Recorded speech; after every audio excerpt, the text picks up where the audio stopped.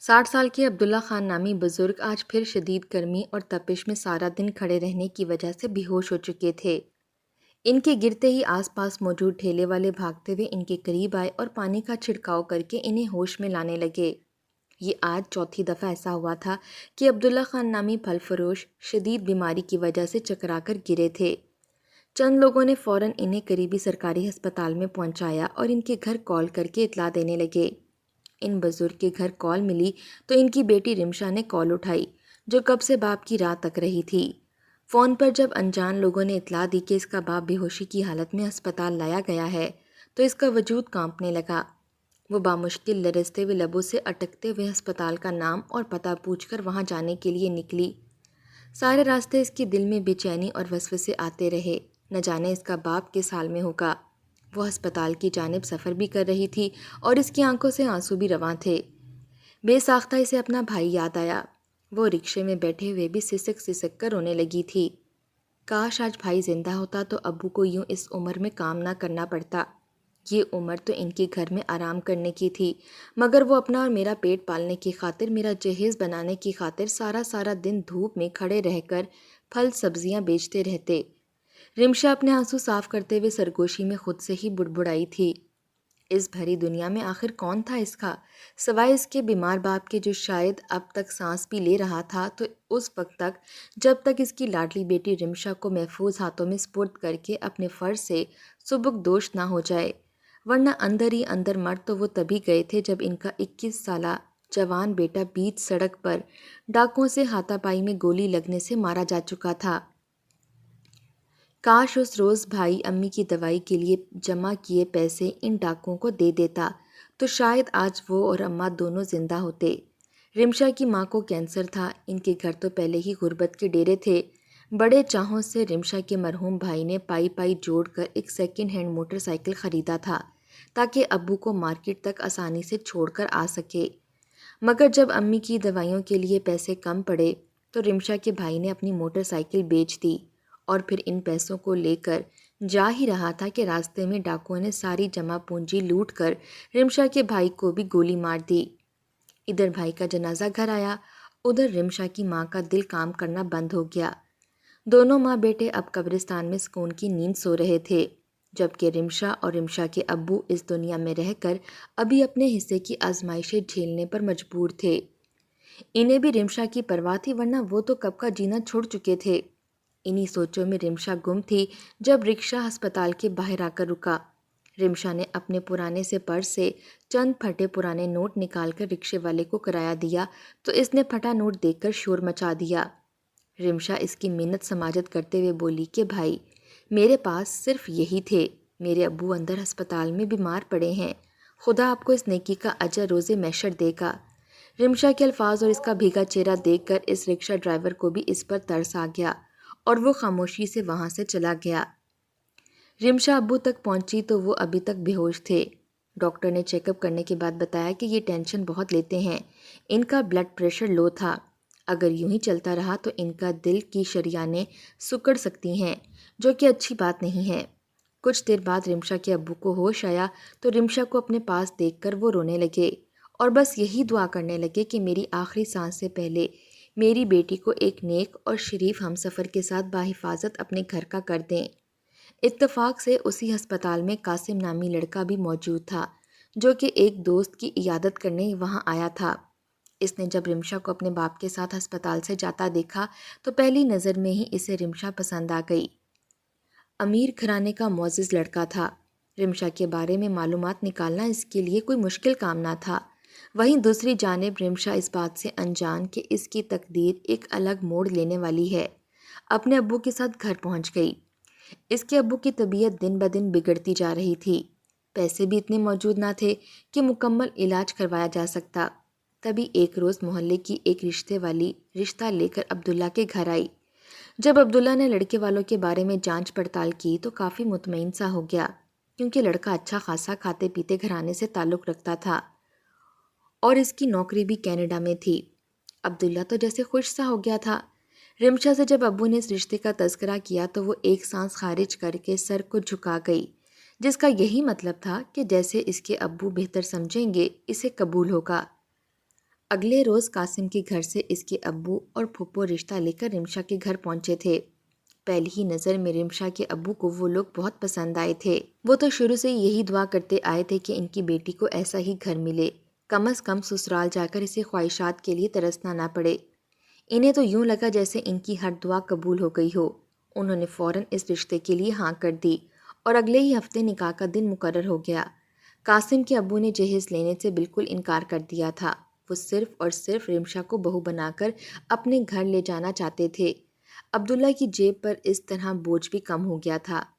وہیں رشتہ طے ہونے کی خبر سن کر رمشا خوش تو تھی ہی مگر دکھی بھی ہو گئی۔ اسے اب یہ فکر ستانے لگی تھی کہ آخر اس کے ابو کا اس کے بعد کون خیال رکھے گا۔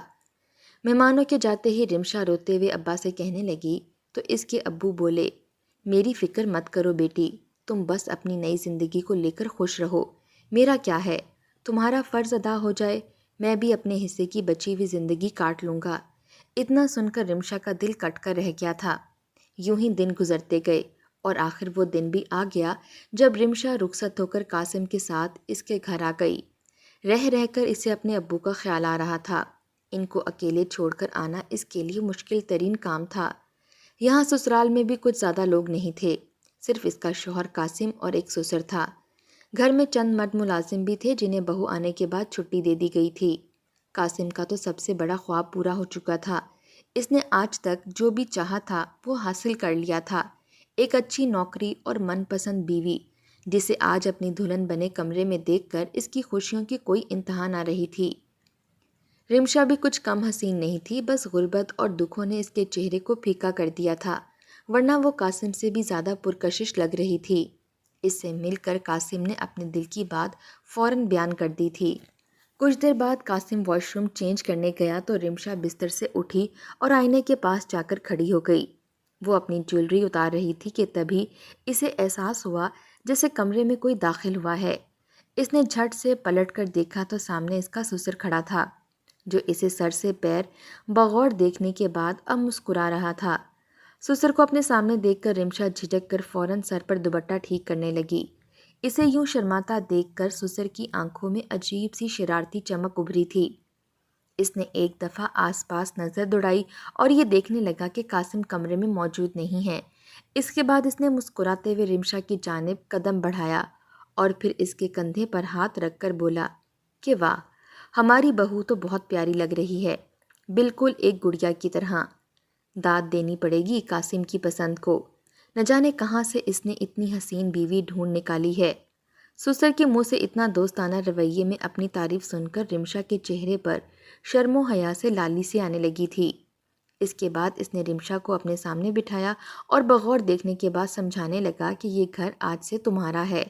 اگر تمہاری ساس زندہ ہوتی تو یقیناً یہ باتیں وہ خود تمہیں سمجھاتی، مگر چونکہ وہ نہیں ہیں اس لیے اب مجھے ہی بتانا پڑیں گی۔ قاسم کے نکلنے سے پہلے سسر کمرے سے جا چکے تھے، جبکہ رمشا یک ٹک سسر کو جاتا دیکھ رہی تھی۔ اسے سسر کا مزاج کچھ عجیب سا لگا تھا، مگر اس پل اس نے نظر انداز کر دیا تھا۔ اگلی صبح ہوئی تو اسے سب سے پہلے اپنے ابو کا خیال آیا۔ قاسم سے کہہ کر وہ دونوں ناشتے کے فوراً بعد اس کے میکے کی جانب چلے گئے۔ رمشا بہت خوش تھی، اسے خوشی تھی کہ قاسم جیسا ہمسفر اسے ملا۔ اس کے ابو نے اس کے لیے بہترین شریک حیات کا انتخاب کیا تھا۔ اس کے قدم ابھی اپنے گھر کے صحن میں آئے ہی تھے کہ سامنے کا منظر دیکھ کر اس کا دل کانپ گیا۔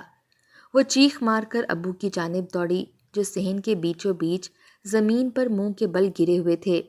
رمشا اور قاسم ان کی یہ حالت دیکھ کر پریشان ہو گئے۔ ان کا وجود پوری طرح ٹھنڈا پڑ چکا تھا، نہ جانے کب سے وہ یہاں بے ہوش پڑے تھے۔ قاسم فوراً انہیں ہسپتال لے جانے لگا، مگر اس سے پہلے ہی وہ انتقال کر چکے تھے۔ رمشا کی تو دنیا ہی اجڑ چکی تھی۔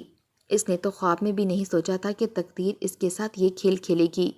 کل تک وہ کتنی خوش تھی، اس کے ابو اسے رخصت کر کے پرسکون تھے، اور آج صبح پل بھر میں اس کی خوشیاں غم میں بدل چکی تھیں۔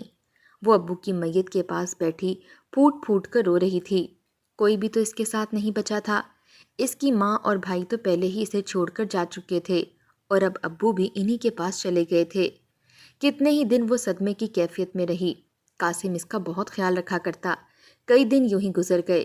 یہ غم تو برحال زندگی کے ساتھ ہی رہنا تھا۔ ابو کی وفات کے 20 دن بعد وہ اپنے ویران میکے کو تالا لگا کر روتی ہوئی قاسم کی ہمراہ اپنے سسرال چلی آئی۔ یہاں آ کر اب اس نے ساتھ ہی ساتھ اپنی ساری ذمہ داریاں سنبھال لی تھیں۔ چند دن بعد قاسم کا بھی ای میل آ گیا۔ اس کا باس اسے ارجنٹ واپس کینیڈا بلا رہا تھا۔ نہ چاہتے ہوئے بھی قاسم کو واپس کینیڈا جانا پڑا۔ رمشا کو بھی اس کی عادت ہو چکی تھی، مگر ان سب میں قاسم کی جانے کی خوشی اس کے ابو کو زیادہ تھی۔ جس دن قاسم نے پاکستان چھوڑا وہ دن اس کے ابو کے لیے بہت خوشی کا دن تھا۔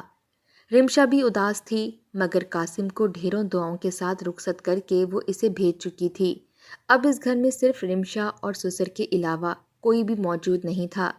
سسر کے لیے تو جیسے سارے پردے گر چکے تھے، اب تو وہ کھلم کھلا کچھ بھی کر سکتا تھا، اسے روکنے والا بھی کوئی موجود نہ تھا۔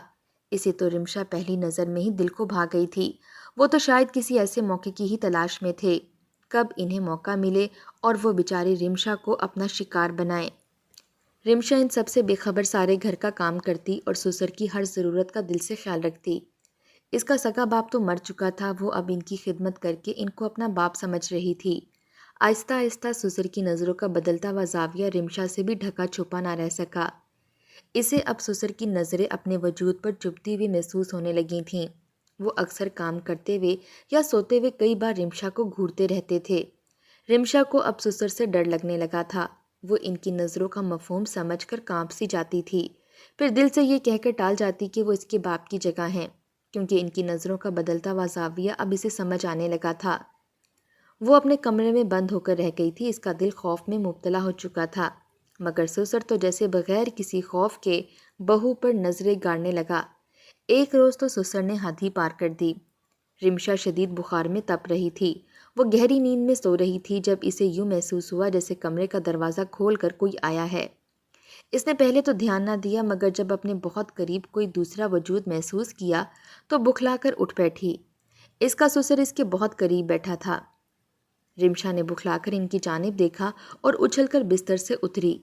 اس کا دل بہت تیزی سے دھڑک رہا تھا، نہ جانے اس کے ساتھ کیا ہونے والا تھا۔ وہ غصے سے سسر کو خود سے دور دھکیلنے لگی، مگر سسر پر تو شیطان سوار ہو چکا تھا۔ اس نے انتہائی بے باکی سے سب کچھ رمشا کے سامنے اعتراف کرنا شروع کر دیا اور پھر اسے اپنی گرفت میں مضبوطی سے جکڑ لیا۔ بیچاری رمشا آواز دیتی تو کس کو، آخر کون مدد کو آتا اس کی۔ اس نے ہر ممکن کوشش کر کے خود کو ان کے چنگل سے آزاد کروانا چاہا، مگر سب کچھ بے سود رہا۔ سسر نے اپنی معصوم بہو کو ہوس کا نشانہ بنا ڈالا تھا اور پھر اسے یوں ہی چھوڑ کر دروازے کو تالا لگا کر گھر سے باہر چلا گیا۔ رمشا کو جب ہوش آیا تو وہ یوں ہی بستر پر پڑی تھی۔ وہ اذیت ناک منظر اسے دوبارہ یاد آنے لگا۔ اس کا بس نہیں چل رہا تھا کہ وہ اپنا منہ نوچ ڈالے، خود کو مار ڈالے۔ وہ اپنے بالوں کو مٹھی میں جکڑ کر چیخ چیخ کر رونے لگی۔ سب سے پہلی آواز اس نے اپنے ابو کو دی تھی، کاش وہ آج زندہ ہوتے۔ اس کے بعد اسے اس کا شوہر یاد آیا تھا۔ وہ کتنی ہی دیر رو رو کر انہیں آوازیں دیتی رہی، مگر کون آتا۔ اس نے تو خواب میں بھی نہیں سوچا تھا کہ اس کا سسر کبھی اس کے ساتھ ایسا بھی کر سکتا ہے۔ کیا پہلے زندگی میں وہ کم اذیتیں جھیل کر یہاں تک پہنچی تھی، جو اب اتنا بڑا روگ اس کے وجود کو لگ چکا تھا۔ کتنی ہی دیر وہ چیخ چیخ کر روتی رہی، وہ اب مزید یہاں نہیں رک سکتی تھی۔ اس کا سسر اس کی عزت تار تار کر چکا تھا۔ اس نے جلدی سے دروازے کی جانب قدم بڑھایا، مگر دروازہ تو سسر باہر سے ہی لاک کر کے چلا گیا تھا۔ اس نے اپنا موبائل ڈھونڈا، مگر وہ بھی کہیں نظر نہیں آ رہا تھا۔ اس کے لیے واپسی کے تمام تر دروازے بند کر دیے گئے تھے۔ آخر وہ اب کس سے مدد مانگتی؟ وہ یوں ہی بیٹھ کر رو رہی تھی کہ ایک بار پھر گیٹ کھلا اور اس کا سسر کمینگی سے مسکراتا ہوا گھر کے اندر داخل ہوا۔ اندر داخل ہوتے ہی اس نے ایک نظر مسکرا کر رمشا پر ڈالی اور پھر اس کی جانب بڑھنے لگا۔ خوف کی ایک نئی لہر رمشا کے وجود میں دوڑی تھی۔ اس بار وہ سسر سے غصے سے مخاطب ہوئی اور شور مچاتے ہوئے بولی کہ خبردار جو میرے قریب آنے کی کوشش کی، کیا آپ کو شرم نہیں آئی؟ میں آپ کے بیٹے کی بیوی تھی، میرے باپ جیسے تھے آپ، مگر آپ نے جو انکشاف سسر نے اس پر کیا، اس کے ہوش اڑانے لگے تھے۔ وہ کہنے لگا کہ قاسم اس کا سگا بیٹا نہیں ہے، اس کی بیوی کے پہلے شوہر کا بیٹا ہے۔ یہ سن کر رمشا چکرا کر رہ گئی تھی۔ اس سے پہلے سسر اس سے دوبارہ بدکاری کرتا، اس نے خود کو کمرے میں بند کر لیا۔ سسر مسلسل اس کے کمرے کا دروازہ بجاتا رہا اور وہ رو رو کر قاسم کو آوازیں دیتی رہی، مگر وہ ایک بار بھی نہ آیا۔ اگلی صبح ایک بار پھر سسر نے گھر کو باہر سے تالا لگایا اور پھر کہیں چلا گیا۔ رمشا ساری رات ڈری سہمی گزارتی رہی اور اب صدمے سے اس کے آنسو رکنے کا نام ہی نہیں لے رہے تھے۔ وہ یوں ہی بیٹھ کر روتی رہی اور خدا سے مدد مانگتی رہی، مگر شاید اس کی آزمائش ختم ہونے میں ابھی وقت تھا۔ وہیں دوسری جانب قاسم کو کینیڈا گئے ہوئے 2 ہفتے ہو چکے تھے۔ اسے کل رات خواب میں رمشا بہت روتی ہوئی نظر آئی تھی۔ یوں محسوس ہوتا جیسے وہ بہت تکلیف میں مبتلا ہو۔ کئی بار قاسم نے گھر فون کر کے خیریت معلوم کرنا چاہی، مگر نہ صرف رمشا کا بلکہ اس کے ابو کا نمبر بھی بند جا رہا تھا۔ یہ بات قاسم کو بہت پریشان کر گئی تھی۔ اس نے بغیر کسی کو اطلاع دیے پہلی ہی فرصت میں پاکستان آنے کا ٹکٹ کٹایا اور 2 دن کے اندر اندر پاکستان پہنچ گیا۔ اس کے دل میں کئی سوالات جنم لے رہے تھے۔ اس کے قدم جیسے جیسے گھر کے لیے اٹھ رہے تھے، اس کا دل کئی وسوسوں میں گھرتا چلا جا رہا تھا۔ آخر کار وہ گھر کی دہلیز تک پہنچ ہی گیا، مگر سامنے کا منظر دیکھ کر اسے حیرت کا جھٹکا سا لگا۔ دروازے پر تو تالا لٹکا تھا جبکہ دروازہ اندر سے کھلا تھا۔ اس کا دل کئی بے چینیوں سے گھرا ہوا تھا۔ جب پہلا قدم اس نے گھر میں رکھا تو سامنے کا منظر اس کا ہوش اڑانے کے لیے کافی تھا۔ لاؤنج میں اس کے باپ کے ساتھ 2 لوگ اور کھڑے تھے، جن کے لبوں کے ساتھ سگریٹ تھی اور وہ دھوئیں کے مرغولے ہوا میں خارج کر رہے تھے۔ قاسم یک ٹک انہیں دیکھ کر رکا تھا کہ تبھی اس کی نظر فرش پر گئی۔ اس کے پیروں کے نیچے سے تو زمین ہی نکل چکی تھی۔ اس کی بیوی فرش پر بے ہوش پڑی تھی۔ اس کے بال بکھرے تھے اور وجود پر پہنے کپڑے جگہ جگہ سے پھٹے ہوئے تھے۔ اس کا ایک دم سے کمزور وجود دیکھ کر قاسم تڑپ سا گیا تھا۔ اپنے سوتیلے باپ کی حرکات سے قاسم واقف تھا، مگر یوں اپنے ہی بیٹے کی بیوی کے ساتھ کبھی وہ ایسا کرے گا وہ سوچ بھی نہیں سکتا تھا۔ قاسم غصے سے آگے بڑھا اور چلاتے ہوئے انہیں رمشا سے دور کرتے ہوئے تھپڑ مارنے لگا۔ وہیں رمشا ابھی تک زمین پر بے ہوش پڑی تھی۔ اس کے ماتھے سے خون بہہ رہا تھا۔ قاسم کے تو تن بدن میں آگ لگ چکی تھی۔ وہ اپنے باپ سے پوچھنے لگا کہ آخر کیا ہوا ہے اس کے ساتھ، مگر سسر کا تو جیسے سارا راز ہی فاش ہو چکا تھا۔ اس کا رنگ فک ہو گیا اور اٹکتے ہوئے کہنے لگا کہ ایسا کچھ نہیں ہے بیٹا جیسا تم سمجھ رہے ہو۔ سسر کے ساتھ آئے لوگ کب کے بھاگ چکے تھے۔ وہ فوراً رمشا کی جانب بڑھا اور اسے ہوش میں لانے لگا، مگر وہ نہ آئی۔ وہ ایک بھی لمحہ ضائع کیا بغیر اسے لے کر ہسپتال آ گیا۔ اس کے ماتھے پر چوٹ اور بگڑی حالت دیکھ کر اس کی آنکھوں سے آنسو جاری ہو گئے۔ ڈاکٹر نے اس کے ٹیسٹ لیے اور پھر مجھے آ کر جو بتایا وہ سن کر میرے ہوش اڑ گئے۔ میرا دل تو گویا اس پل دھڑکنا بھول چکا تھا۔ میری بیوی کو زیادتی کا نشانہ بنایا گیا تھا، اور بنانے والا بھی کون تھا؟ میرا باپ۔ میں وہیں فرش پر گر سا گیا۔ کچھ دیر بعد رمشا کو ہوش آیا تو وہ اسے دیکھ کر بلک بلک کر رونے لگی۔ اس نے قاسم کے سینے سے لگ کر ایک ایک لفظ کسی زخم کی طرح کھول کر دکھایا۔ جو کچھ اس کے ساتھ ہوا تھا وہ سن کر قاسم کے دل میں اپنے باپ کے لیے نفرت مزید بڑھنے لگی۔ اپنی ہوس کا نشانہ بنانے کے بعد سسر نے اپنے چند لالچی دوستوں کو بھی گھر بلایا تھا۔ جب رمشا کو ان کے ارادوں کے بارے میں پتہ چلا تو وہ انہیں گلدان اٹھا کر مارنے لگی۔ اس کے ہاتھ میں جو چیز آتی گئی وہ اپنا بچاؤ کرتی رہی، مگر وہ 3 اور یہ 1 آخر کیسے مقابلہ کرتی؟ اسی پل ایک شخص نے غصے میں وہی گلدان رمشا کے سر پر مار کر اسے بے ہوش کر دیا تھا۔ عین اسی وقت قاسم گھر پہنچ چکا تھا۔ نفرت اور غصے میں اس نے اپنے باپ سے تمام تر تعلقات توڑ دیے۔ صرف اتنا ہی نہیں، اس نے ان 2 مردوں سمیت اپنے باپ کے خلاف رپورٹ بھی درج کروائی تھی۔ سسر معافی مانگتا رہا، مگر قاسم نے ایک نظر دیکھنا بھی گوارا نہ کیا۔